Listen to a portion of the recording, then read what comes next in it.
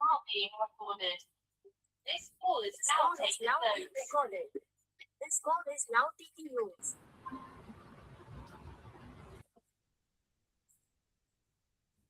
Good morning, sir. नमस्कार। Namaste. Spine Haji?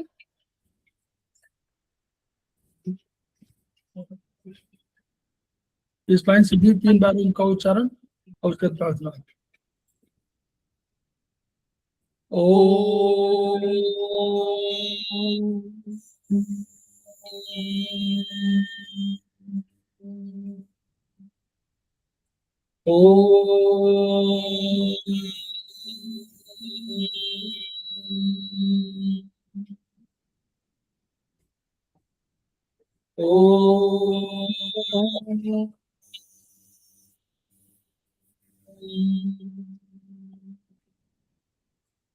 वह शक्ति हमें दो दयानिधे, कर्तव्य मार्ग पर डट जाए, पर सेवा पर उपकार में हम निज जीवन सफल बना जाए। वह शक्ति हमें दो दयानिधे, कर्तव्य मार्ग पर डट जाए।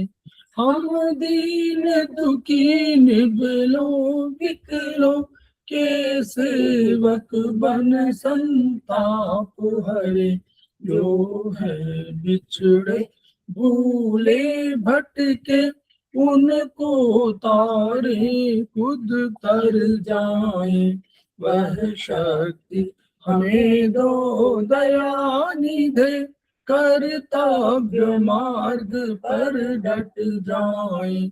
चल देश दंभ पाखंड झूठ, अन्याय से निश दिन दूर रहे, जीवन हो शुद्ध सरल अपना, शुचि प्रेम सुधारस बरसाए। वह शक्ति हमें दो दयानिधे, कर्तव्य मार्ग पर डट जाए। निज आन मान मर्यादा का प्रभु ध्यान रहे, अभिमान रहे। जिस देव भूमि में जन्म लिया, बलिदान उसी पर हो जाए।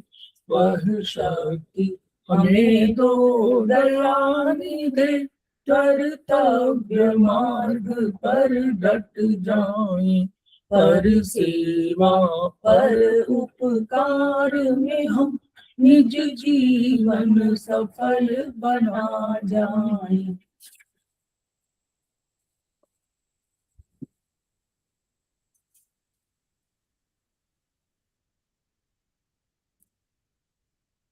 समवाय क्लासेस में आप सभी का स्वागत है। हमारे बीच में श्रीमती वर्षा श्रीवास्तव, उपाध्यक्ष समवाय फाउंडेशन उपस्थित है, उनका स्वागत है। हमारे बीच में रेखा मैम उपस्थित है, समवाय फाउंडेशन से जुड़ी है और सीनियर थेरेपिस्ट है, उनका स्वागत है। हम लोग उनका भी स्वागत करेंगे जो वीडियो के प्रसारित होने पर इसको देखेंगे और सुनेंगे। हम लोग समवाय फाउंडेशन के सदस्य हैं और हम लोग एकुप्रेशर शोध प्रशिक्षण एवं उपचार संस्थान प्रयागराज से संबद्ध हैं। वहाँ के मनीषी ब्रह्मलीन MP खेमकर सर के ऋणी हैं, जिनकी वजह से संस्थान को यह शोहरत प्राप्त हुई है और हमारी इस एकुप्रेशर विधा को इतनी ख्याति और इतनी उन्नति मिली है। खेमकर सर के कुछ सपने हैं, उनके कुछ मोटो हैं। उनका मोटो है each one reach one, each one treat one, each one teach one.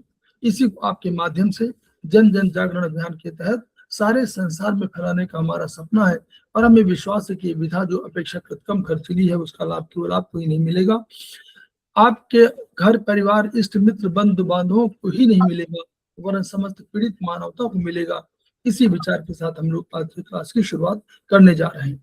तो हम लोग चाइनीज पर चर्चा कर रहे हैं, सेमेस्टर 1 में चाइनीज पर चर्चा कर रहे हैं और आज इन यांग के सिद्धांत पर हम लोग चर्चा करेंगे। तो उसको मैं शेयर कर दे रहा हूँ।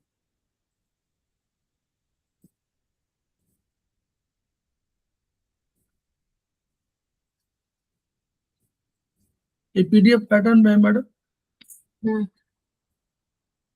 तो ये चाइनीज पद्धति के अनुसार इन यांग का जिसे व्याख्या करनी हो तो एक किताब है अमेरिकन राइटर की, उसी पर बेस्ड ये बना हुआ है।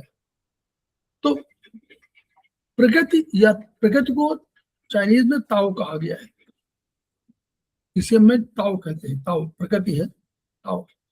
तो प्रकृति या ताओ अविभाज्य है और संपूर्ण है, इसको विभाजित नहीं कर सकते और ये अपने आप में कंप्लीट है, एकत्व के दृष्टिकोण से भी और कार्यकारी शक्ति के रूप में भी।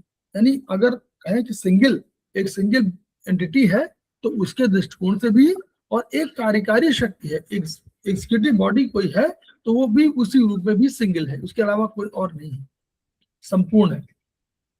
प्रकृति दो चल शक्तियां कौन सी हैं? इन और यांग की शक्ति है, तो दो चल शक्तियां हैं। इनके बल भी कह सकते हैं हम लोग, इन बलों के माध्यम से अपने को व्यक्त कर रही है, और इन और यांग के रूप में इनको हम लोग कह रहे हैं। तो ये सभी वस्तुओं की प्रकृति ध्रुवीय पोलैरिटी, यानी पोलैरिटी का सिद्धांत है कि सभी पोलर होते हैं। तो इस तरह दो ड्युअलिटी का नेचर है। तो ड्युअलिटी के नेचर में जैसे हम कोई कहें कि मानो वो कैसे है, तो नारी और पुरुष में, सर्दी ऋतु को सर्दी गर्मी में, समय को दिन और रात में, हम स्पेस को अंदर बाहर, ऊपर नीचे, आगे पीछे, ये सब में कर सकते हैं। तो इन रूप में आप उसको विभक्त कर सकते हैं हम लोग। और ये इनको कहा गया कि ये शक्तियां जो है निरपेक्ष नहीं है, कोई एब्सोल्यूट नहीं है, ये सब रिलेटिव टर्म्स है। एक कभी इन होगा, कभी यांग होगा, कभी यांग हो, कभी इन होगा। यानी अगर ये निरंतर बदलती रहेंगी, यानी कंटिन्यूअस चेंज होगी, जो आज इन है वो कल यांग हो सकता है किसी समय विशेष में, और जो यांग है कोई आज वो कल इन हो सकता है। तो यानी, और जब भी हम लोग बात करेंगे, अगर कोई प्रश्न पूछता है थियोरेटिकली, तो हम लोग ये कह सकते हैं कि इन यांग के दृष्टिकोण से अगर हमको कोई कहे कि ये इन है कि यांग है, अगर कोई ये कहे कि कोई एक लंबा पुरुष हो और एक छोटा पुरुष हो, तो कोई कहे कि इन यांग कौन सा है, तो हमको ऐसे नहीं बोल देना है, हमको दो चीजें चाहिए। एक तो दो एंटिटी चाहिए कंपैरिजन के लिए, और दूसरा हमको चाहिए कि व्हाट इज गिवन पैरामीटर, कोई पैरामीटर क्या दिया हुआ है, पैरामीटर बताइए। तो अगर उन्होंने कहा कि जो लंबा है वो यांग है, तो जो लंबा व्यक्ति होगा वो यांग हो जाएगा, बाई के दृष्टिकोण से होगा। अगर कहीं कहें कि मोटा या ठिकने के रूप में, तो अगर मोटाई के रूप में हो, तो जो मोटा व्यक्ति होगा, लंबा व्यक्ति हो सकता पतला हो, लेकिन मोटा व्यक्ति, जो छोटा व्यक्ति हो मोटा हो, तो वो यांग हो जाएगा। यानी हमको रिलेटिव टर्म्स दो, there should be two persons to identify or to compare, number one. Number two, there should be some conditions given कि जिसमें हम किस संदर्भ में ले रहे हैं, तो इसीलिए रिलेटिव टर्म्स कहा गया है, दिस इज नॉट एब्सोल्यूट।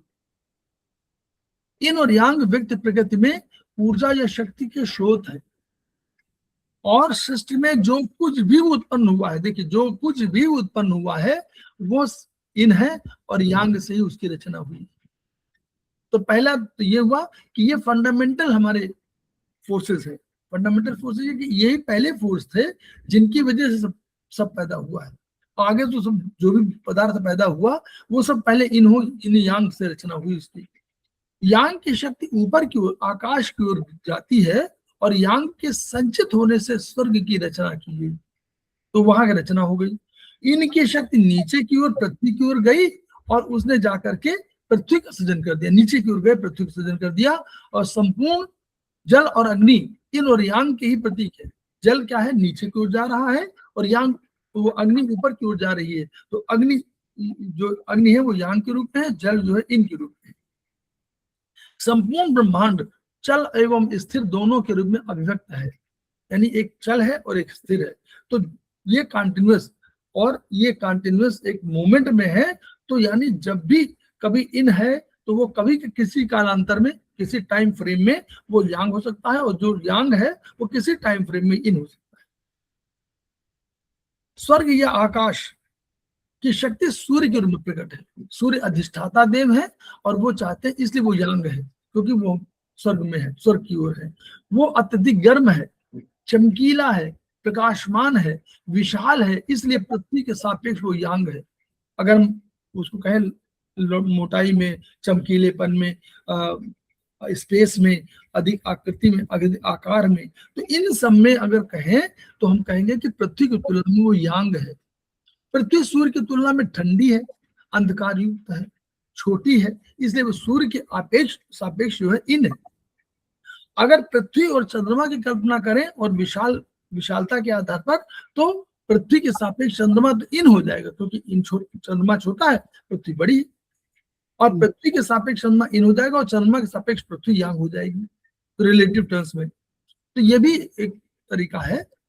लेकिन जैसे प्रकाश से अंधकार को पृथक नहीं कर सकते, जैसे ऊंचाई कंसेप्ट तभी जब गहराई है, नारी का तभी था जब पुरुष, नहीं तो कोई मालूम नहीं पड़ रहा। सर्दी से गर्मी को पृथक नहीं कर सकते, वैसे ही इनको यांग से पृथक नहीं कर सकते और यांग से इनको पृथक नहीं कर सकते। वो दोनों एक दूसरे से जुड़े हुए हैं। इन और यांग की एक और विशेषता है, वे अपने आप में खुद संपूर्ण नहीं। संपूर्ण तो कौन था? ताओ था, संपूर्ण प्रकृति है। लेकिन जब प्रकृति ने अपने को दो रूपों में प्रकट किया, तो ये दोनों उसके रूप अपने आप में संपूर्ण नहीं। इनमें यांग का कुछ अंश है और यांग में इन का अंश है। इसी कारण चीनी दर्शन में उसे इस आकृति से दिखाया गया है। और ये हम लोग दूरदर्शन में अभी हम लोग देखते थे, अब तो कोई जानता नहीं दूरदर्शन वाला, लेकिन दूरदर्शन के यही सब आता था। हम भारतीय दर्शन में अगर इसकी थोड़ा सा तुलना करें तो हम लोग कहते हैं कि कृष्ण और राधा प्रकृति के, उन कहते हैं एक प्रकृति, दोनों जो है ईश्वर ने दोनों को प्रकट किया और इस रूप में प्रकट किया कि वो जो कृष्ण में राधा है और राधा में कृष्ण है। राधा गौर वर्ण की है, श्यामल वर्ण के हैं, लेकिन दोनों एक दूसरे के लिए, दोनों एक दूसरे के बिना पूर्ण नहीं है। ये कंसेप्ट माना जाता है, वही दार्शनिक संबंध है, यही सब है। उदाहरण स्वरूप क्या है, अगर यांग को गर्म, देखिए यांग में, देखिए ये जो इन अंश है, देखिए यांग में, और इन में यांग अंश है, तो ये दिखाया गया है उसी रूप में।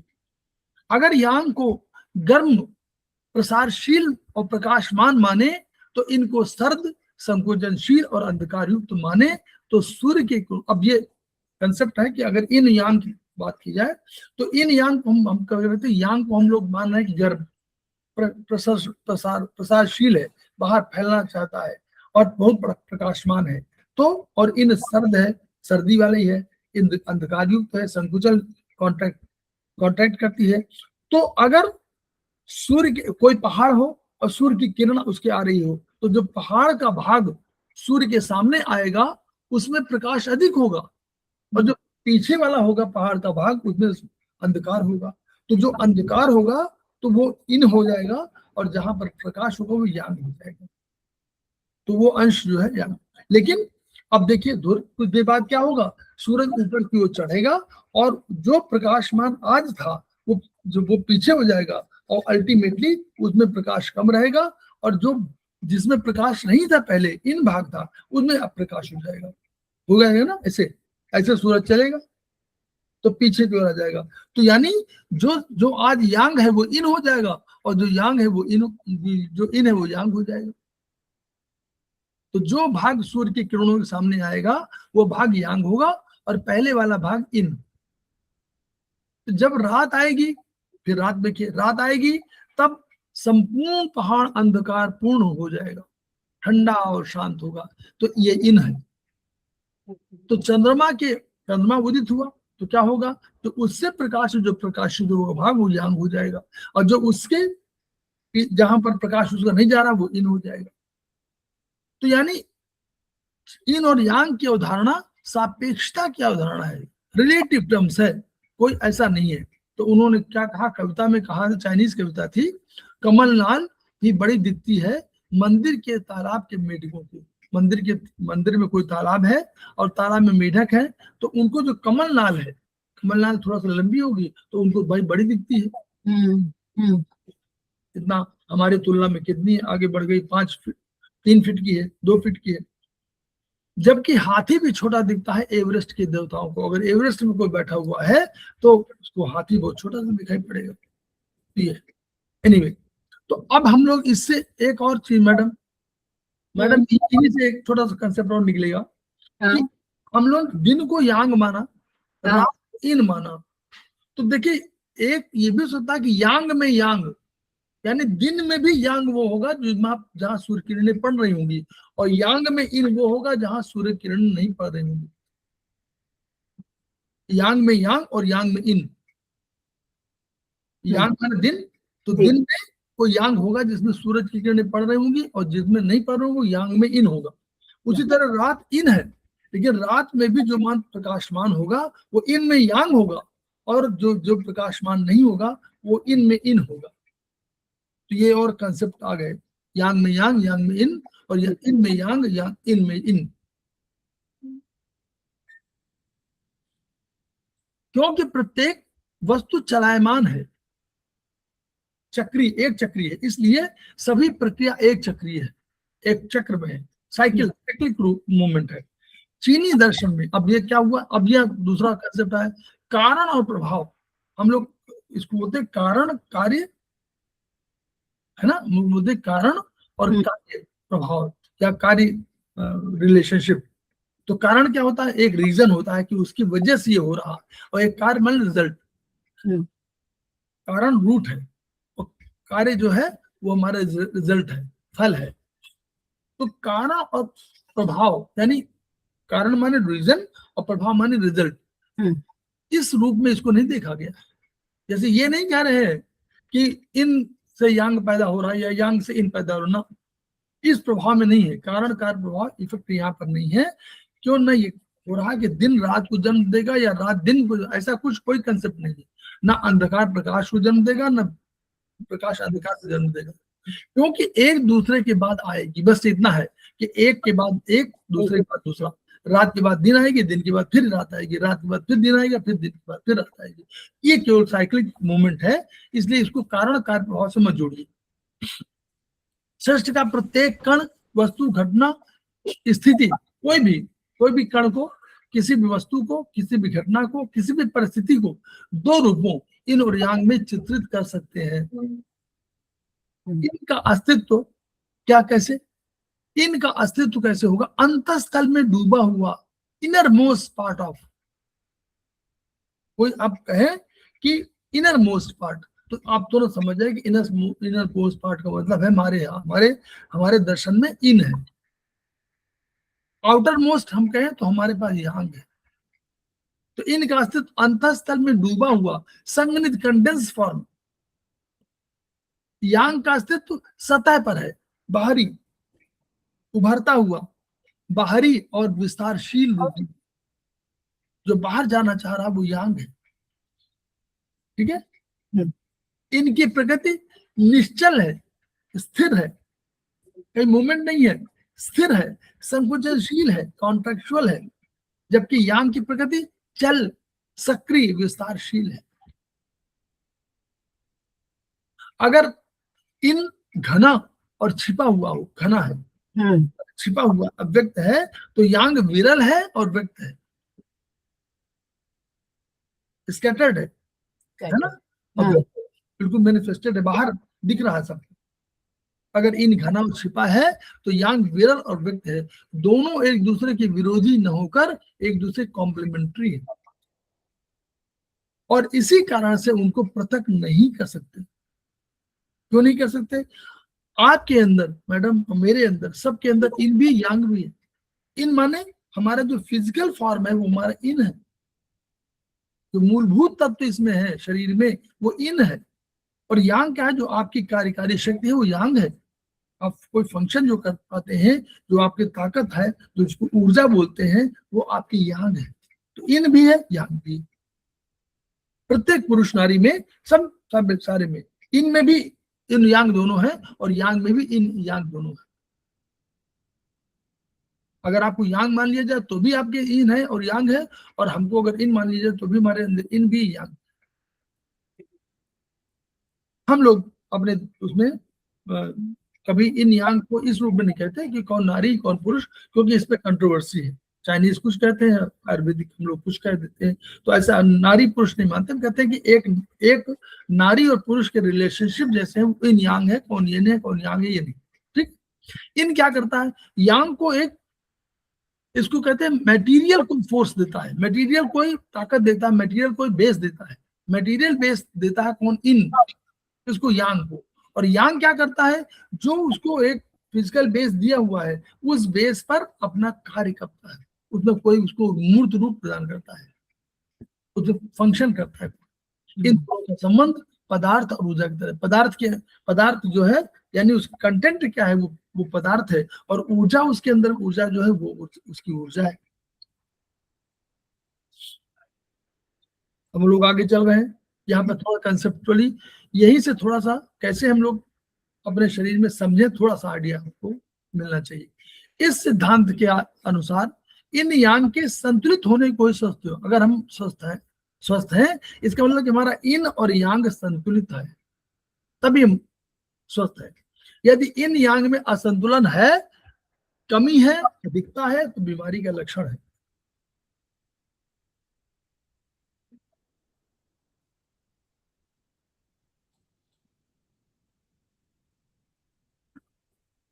विपरीत परिस्थितियों या परिवर्तित परिस्थितियों में मानव द्वारा इन यांग में संतुलन बना लेना बीमारी से लड़ने की उसकी क्षमता का आकलन।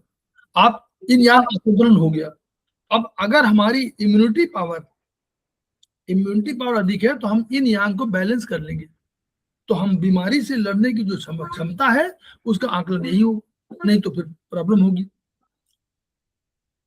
तो देखिए इन यांग में पृथ्वी, अगर पृथ्वी नॉर्मली क्या है, देखो चमकीला इन सबके अर्थ में पृथ्वी हमारे इन है, सूर्य यांग है, चंद्रमा हमारा इन है, पृथ्वी हमारा यांग है, चंद्रमा अगर इन है तो सूर्य यांग है, रात इन है तो दिन जो है यांग है, अंधकार इन है तो प्रकाश यांग है, दाएं इन है, हम लोगों ने बताया था ना कल मैडम, तो इन है और बायां यांग है, अंधकार हमारा इन है, प्रकाश हमारा यांग है, स्थिर हमारा जो है इन है, चलायमान हमारा यांग है, ऋणात्मक जो है वो इन है और धनात्मक हमारा यांग है।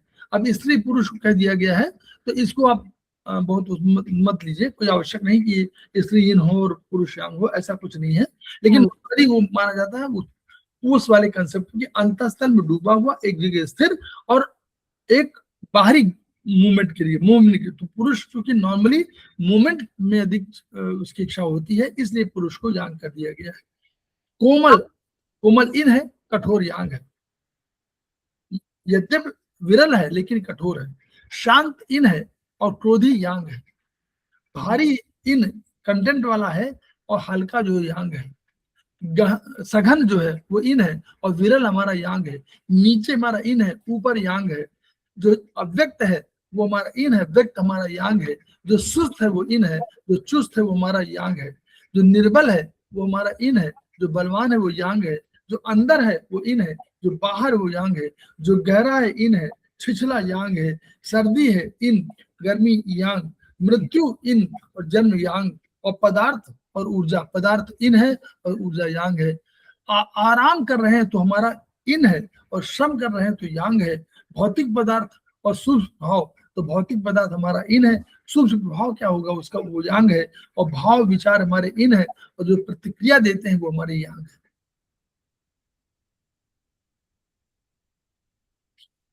अब शरीर में, अब यहाँ थोड़ा सा और अधिक जाइए, अंदर की ओर जा रहे हैं हम लोग। शरीर में टिश्यू क्या है, ऊतक, जिसको हम लोग ऊतक बोलते हैं, लेकिन टिश्यू बने, सेल से आगे कई सेल मिलकर टिश्यू बनाते हैं। ये भौतिक आधार होने के कारण इन है। टिश्यू में क्या है, कंटेंट है कोई, तो वो कंटेंट है क्योंकि वो फिजिकल बेस है, कोई फिजिकल कोई उसको आधार मिला हुआ है, इसलिए वो इन है, जिसके आधार पर यांग अन्य ऊतकों का पुनर्गठन या पुनरुत्पादन करता है। ये जो भौतिक आधार टिश्यू मिलता है, तो यांग क्या करता है, अपनी फंक्शनलिटी से इस इन सबको टिश्यू को फिर इनकर रीबैलेंसिंग करता है, और जिसको आप कह सकते हैं। भोजन इन है, भोजन क्या कंटेंट है, जिसका मेटाबॉलिक अगर कोई क्रिया हो रही तो यांग है, तो मेटाबॉलिक फंक्शन करेंगे तभी यांग होगा, और इसके अलावा अनेक टिश्यू बनेंगे तो अनेक टिश्यू फिर इन हो गए, और ऊर्जा बनी तो ऊर्जा यांग हो गई।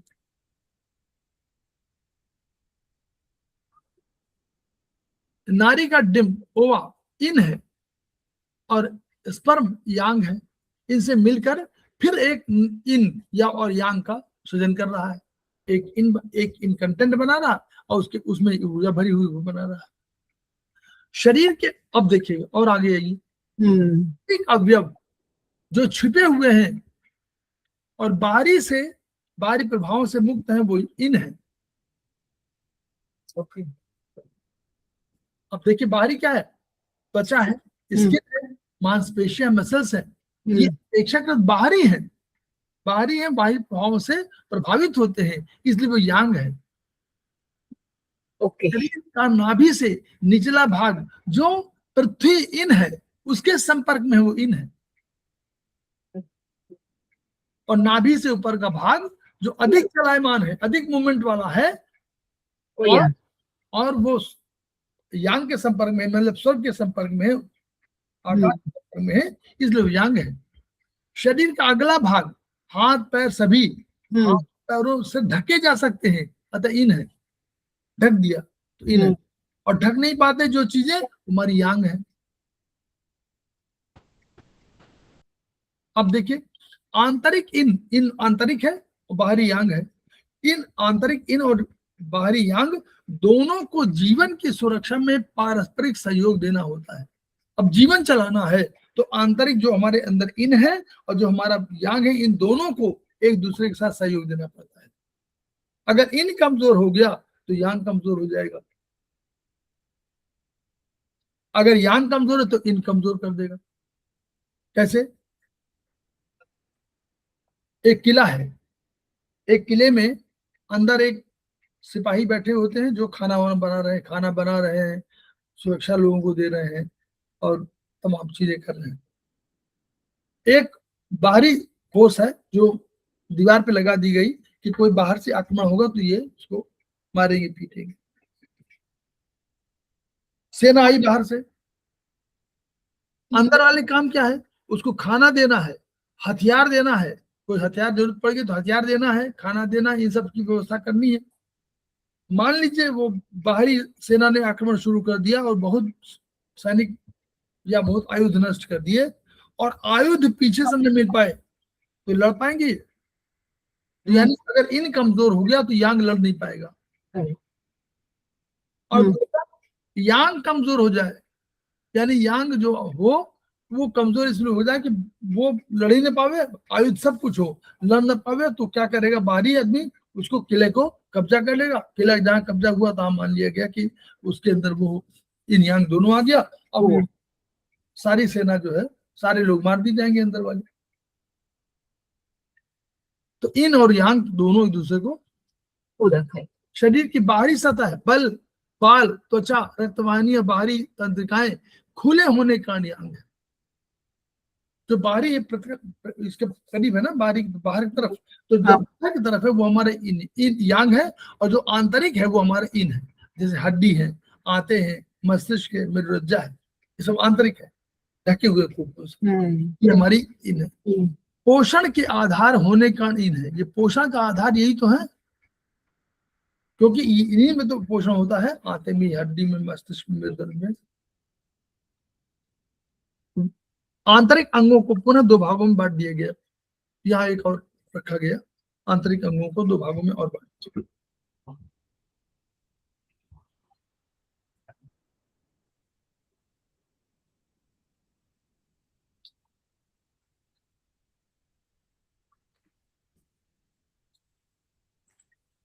हाँ जल्दी खत्म हो जाएगा मैडम, चिंता मत करिए।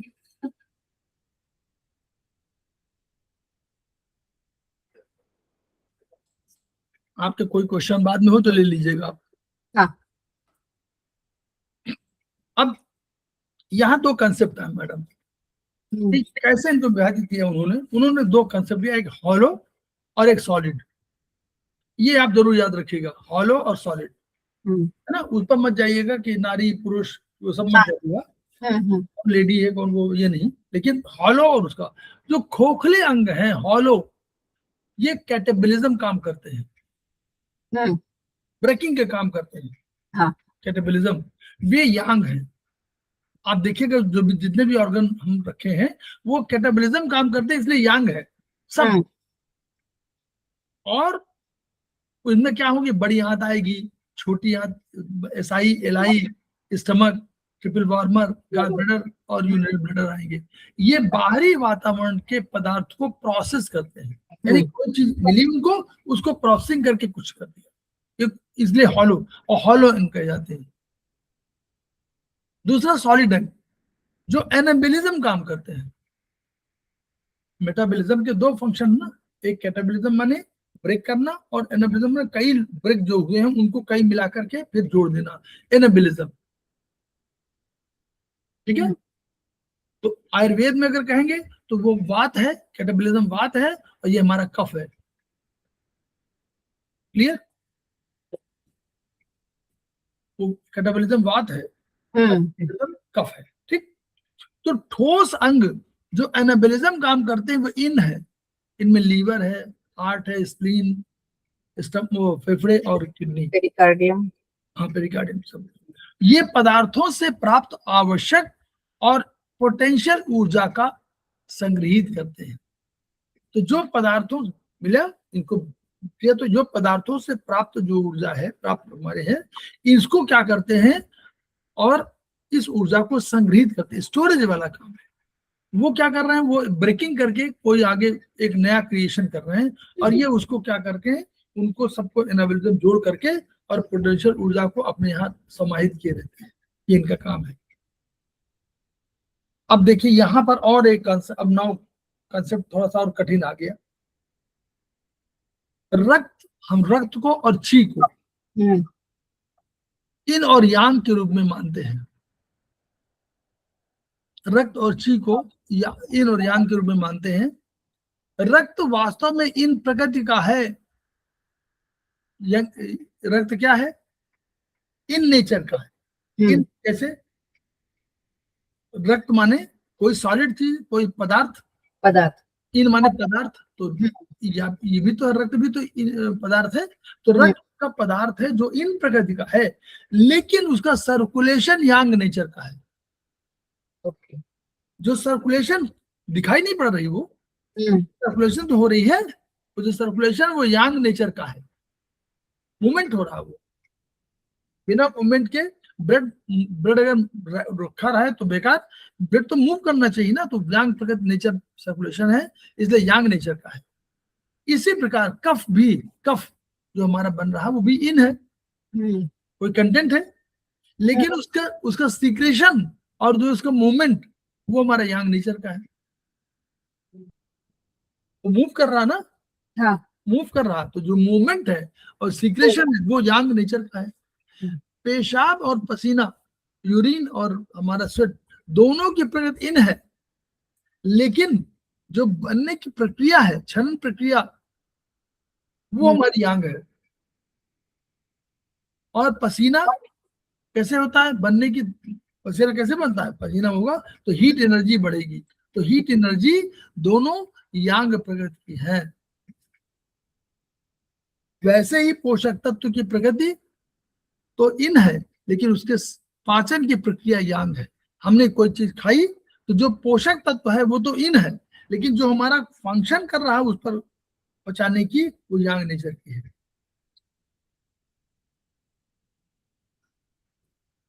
हो गया ना?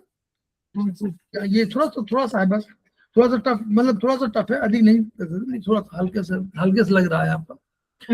जल की भांति रक्त भी इन प्रकृति का है।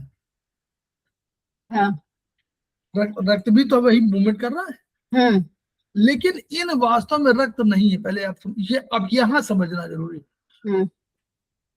न तो रक्त इन है, रक्त क्यों, इन वास्तव में रक्त नहीं है। इन न तो रक्त है, न रक्त इन है, और न रक्त के समान है इन। क्यों, इन हम लोग क्या कह रहे थे, इन हमारे ब्रह्मांड की प्रगति के दो सत्ताएं हैं। तो इन एक सार्वभौमिक सिद्धांत है, एक विचार है, सचल प्रक्रिया की एक स्थिति है, जबकि ये एक पदार्थ है जो शरीर में मौजूद, रक्त एक पदार्थ है जो शरीर में मौजूद है, और ची यांग का कार्य रक्त को पोषण देना है, तो गति देना है, गति देना। तो मूवमेंट देने काम रक्त का है ना। और हाँ। ची काम भी है, ची काम क्या है, रक्त को गति देने काम ची का है। ची माने एनर्जी, तो एनर्जी है। लेकिन हम उनको, जैसे हम रक्त को कहने सकते कि रक्त इन है, क्यों, इन तो एक कंसेप्ट है, रक्त तो एक बहुत छोटा सा वो भाग है उसका।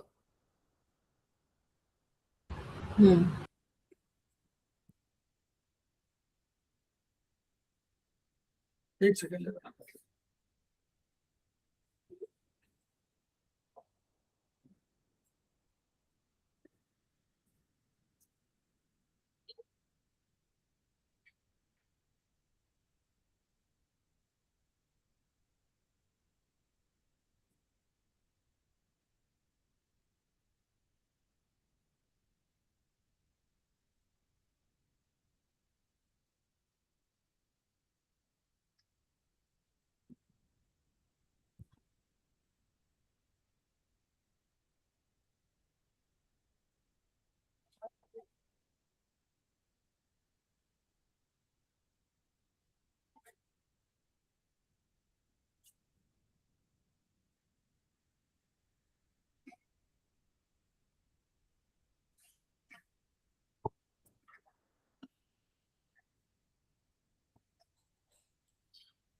ये समझना जरूरी है ये कि रक्त और ची को अलग नहीं किया जा सकता।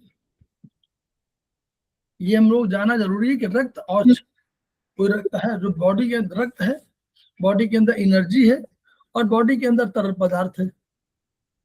तो रक्त और ची, जिसको की बोल रहे हैं हम लोग, उसको अलग नहीं कर सकते, क्योंकि दोनों एक दूसरे से जुड़े हुए हैं। कैसे जुड़े हुए हैं हम लोग, इस जुड़ने का मतलब क्या है, वागार्थाभि संपृक्तौ वागर्थ प्रतिपत्तये। हम लोग कहते हैं भगवान शंकर वगैरह कहते नहीं, तो यहाँ नहीं, वाणी और अर्थ की बात। वाणी है जो बोलते हैं, अर्थ जो उसका मूल, वो जो वैल्यू होती है, जो उसके समझ में आ रहा है, तो वो अर्थ उसका क्या है। तो वाणी और अर्थ की बात जुड़े हुए हैं। तो उसे पदार्थ, जैसे पदार्थ ऊर्जा की बात जुड़े हुए हैं, जैसे वाणी और अर्थ की बात जुड़े हुए हैं, है ना। यस। तो वैसे ही है, तो इसको अलग नहीं कर सकते आप, क्योंकि दोनों एक दूसरे से संपर्क हैं, जुड़े हुए हैं। अगर दोनों को विभाजित कर दिया जाए तो रक्त रहेगा। अगर रक्त को अलग कर दीजिए और ची को अलग कर दीजिए तो रक्त को मूवमेंट कौन देगा। और अगर ची केवल है तो किस पर वो काम करेगी, पदार्थ उसके पास नहीं, बेस नहीं है, किसको गति देगा वो, तो गति, मूवमेंट किसको देना चाहेगा। तो गति देने के लिए कोई यांग नहीं होगा रक्त के लिए, और अगर रक्त गतिहीन होगा तो जीवन संभव नहीं होगा। उसी प्रकार ची यांग के पास किसी पदार्थ के रूप में कोई आधार नहीं होगा जिसे वो गति दे सके, उसके पास कोई बेस नहीं होगा, किस पर फंक्शन करेगा वो। करेक्ट। इस प्रकार वस्तुतः इन और यांग मूल है। हमेशा समझिएगा जब भी कभी हो, फंडामेंटली यही है, इन और यांग मूल है जिनसे ची और रक्त जन्म लेते हैं। ये कंसेप्ट बहुत, अगर आप सेमेस्टर में कभी देखेंगे, बहुत से लोगों को ये कंसेप्ट नहीं क्लियर होता, क्योंकि ये टॉपिक हम लोग के पढ़ाया नहीं जाता सेमेस्टर 1 में, और सेमेस्टर 1 में ही आधार है। और ये बस बता दिया जाता कि स्त्री पुरुष, नारी पुरुष, और ऊपर नीचे दाएं बाएं बस बोल देते हैं, कंसेप्ट नहीं होता। तो वो कभी नहीं क्लियर होता, चाहे 10वां सेमेस्टर कर लीजिए। वो तो इंग्लिश वाली किताब में बहुत अच्छा लिखा हुआ था, तो हमने उसको किया। इन और यांग मूल है जिनसे ची और रक्त जन्म लेते हैं। ची भी तो भाई, जो जब हम लोगों ने पहला सेंटेंस क्या कहा कि प्रकृति ने अपने को 2 रूपों में प्रकट किया, एक इन और यांग है, तो अब इससे बड़ा तो कोई हो ही नहीं सकता। अब इस जो भी हुआ इसके बाद हुआ ना, प्रकृति के बाद ही तो कुछ हुआ। प्रकृति ने 2 रूप प्रकट किया, और इन्हीं से बोलते हैं कि इन्हीं से, इन और यांग से ही कोई भी सत्ता उत्पन्न हुई। तो यानी उत्पन्न हुई तो इन्हीं से हुई। तो ची और रक्त जन्म लेते हैं किससे, इन और यांग से, मूल है, और बाद में विकसित हो जाते हैं। ये उसी प्रकार है जैसे एक शिशु माँ के गर्भ से जन्म लेता है, किंतु विकसित स्वयं होता है। हाँ। तो ये तो नहीं कह सकते ना कि जो मान लीजिए आप और आपका बेटा या बेटी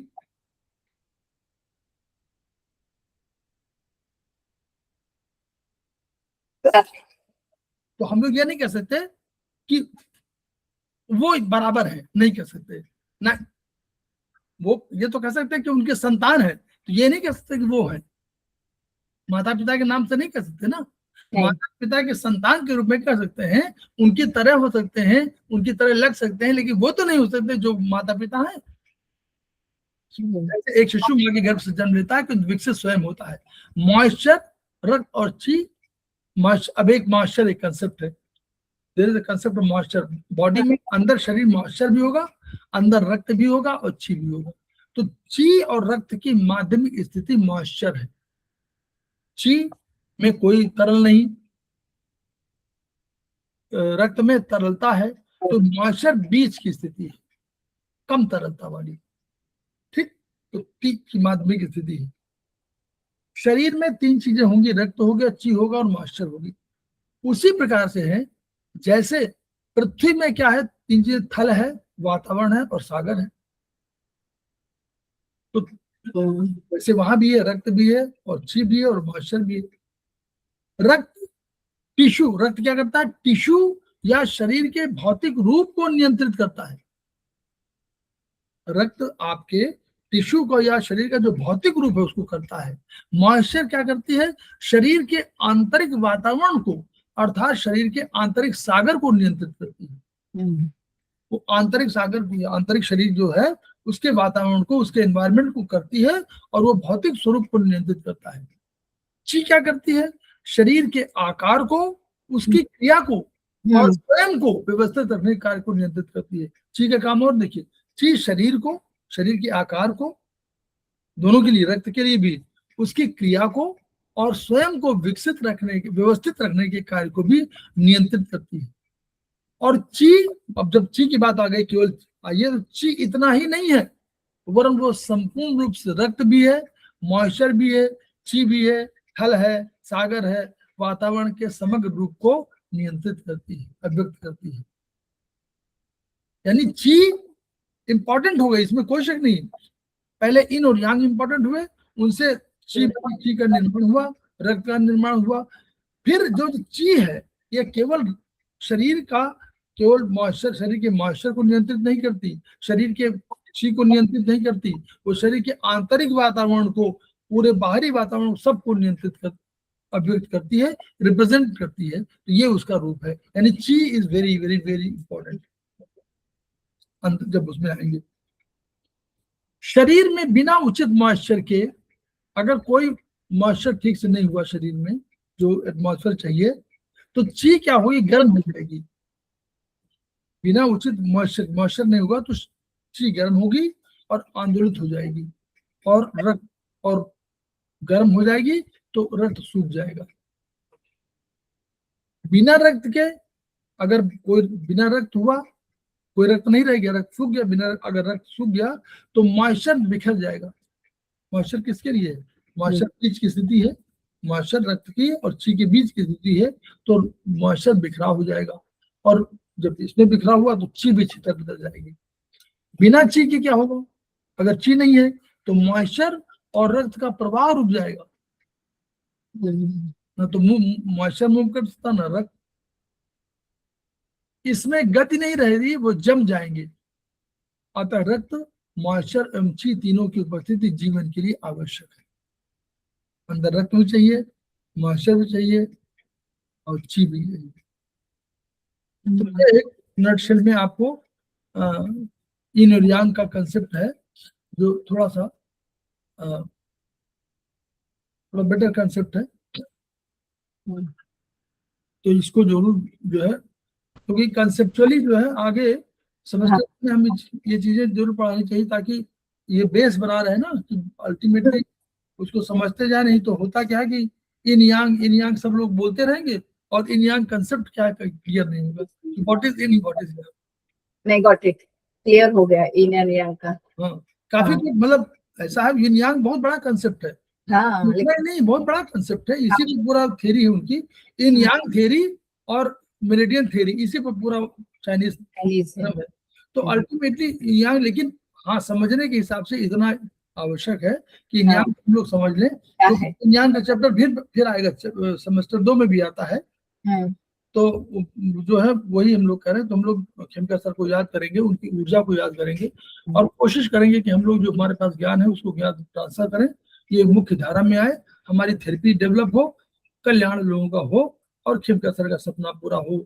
each one treat one, each one teach one. इन्हीं शब्दों के साथ हम लोग तो विराम देते हैं। हाँ, धन्यवाद। और इसका PDF नहीं है मेरे पास, अभी जो आपने